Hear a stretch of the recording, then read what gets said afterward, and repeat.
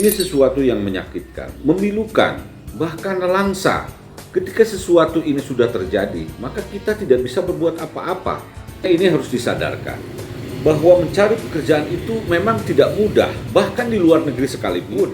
Jangan pernah teriming-imingi oleh gaji yang besar, pekerjaan yang tidak terlalu berat, kemudian bisa menabung dalam waktu dekat, untuk kemudian hidup enak setelah pulang dari luar negeri misalnya. Sebab saat ini penipu canggih. Kita bisa diiming-imingi oleh pekerjaan yang bagus di luar negeri. Di luar negerinya tidak terlalu jauh-jauh, dekat-dekat saja di negara tetangga kita. Tetapi kemudian apa yang kita terima adalah hal yang sangat mengerikan. Kalau tidak mengerikan, tidak mungkin seorang Menteri Luar Negeri Indonesia, Bu Retno Marsudi, mengingatkan soal ini, mengingatkan pentingnya masyarakat Indonesia sadar akan bahayanya.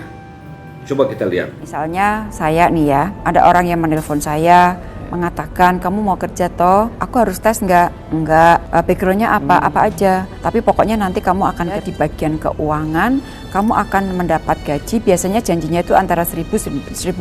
Terus kalau kamu udah siap, nanti akan ada orang yang datang untuk menyiapkan semuanya. Disiapkan, berangkat sampai sana, kemudian udah ada yang ngatur di sana, langsung ditransfernya. Di tempat kerja itu dimasukkan di dalam satu gedung, ada komputer, kemudian dikasih tahu bahwa tugas menipu orang Indonesia. Pemberitaan mengenai penipuan tenaga kerja ini sebetulnya sudah mulai muncul, dan itu adalah semacam gunung es.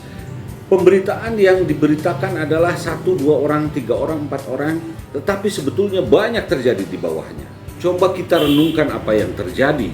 Sementara ini adalah di tengah kemiskinan lapangan pekerjaan, jumlah penduduk juga semakin besar, maka ini semakin sulit. Oleh karena itu pekerjaan dimanapun adanya itu sesuatu yang surgawi, sesuatu yang menjanjikan kenikmatan. Makanya ini selalu diburu oleh orang Indonesia. Tetapi marilah kita dengar ini, seperti apa yang terjadi. Dan orang di sekitar aku masih merencanakan untuk pergi ke Kamboja. Tidak perlu syarat pintar berbahasa, tidak perlu nilai akademis. Kerjaan apa sih yang tidak memerlukan keterampilan, tapi bisa mendapatkan gaji tinggi seorang direktur? Tim tersebut akan menggunakan segala cara untuk mengajak kamu pergi bekerja ke Filipina, Thailand, Singapura, Australia. Tapi sampai akhirnya turun pesawat tibanya di Kamboja. Dulu, bisnis Kamboja yang sangat besar adalah bisnis organisasi penipuan uang. Tetapi sekarang sudah mengganti status menjadi organisasi penjualan organ tubuh dan penjualan PSK. Setelah mendengar gaji tinggi, jangan pernah berpikir, aku berangkat dulu. Kalau tidak cocok atau gaji tidak sesuai, baru pulang ke tanah air.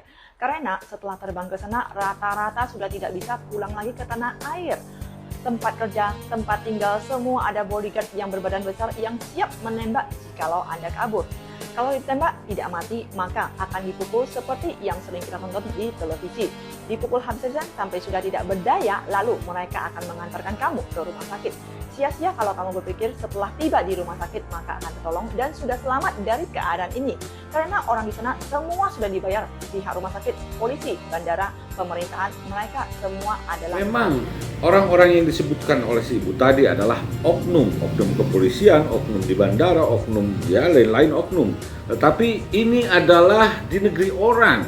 Ketika kita berada di satu komunitas, di komunitas itu asing dan orang lain itu susah sekali untuk dimintai bantuan. Ini adalah permainan canggih dari sebuah organisasi atau apalah itu yang bisa membuat semua orang menjadi rugi nama baik, rugi waktu, rugi segalanya, bahkan rugi nyawa bagi orang-orang tertentu dan rugi kesempatan. Setelah badan kamu fit, kamu akan dijual langsung ke perusahaan sejenis lainnya yang ada di Kamboja. Semakin dijual, semakin parah, seperti jual organ, dijual sampai tidak tersisa, dan untuk para wanita tidak habis-habisnya diperkosa, atau meminta keluarga kamu untuk menebus uang sekitar 200 juta, dan sudah banyak kasus, walaupun sudah bayar uang tebusan, malah akan tetap dijual dan tidak dipulangkan.